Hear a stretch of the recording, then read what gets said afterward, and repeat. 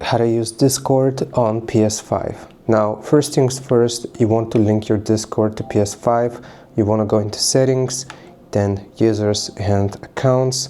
Then you want to go into link services, and here you will need to link your Discord. I have a separate video on that.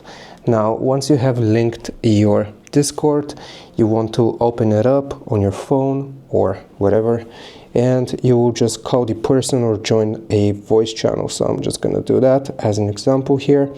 Let me just mute it.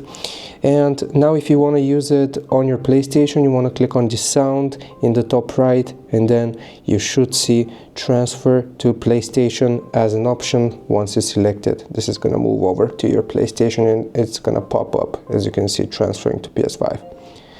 Hope this helps. Leave a like and sub. I will see you next time.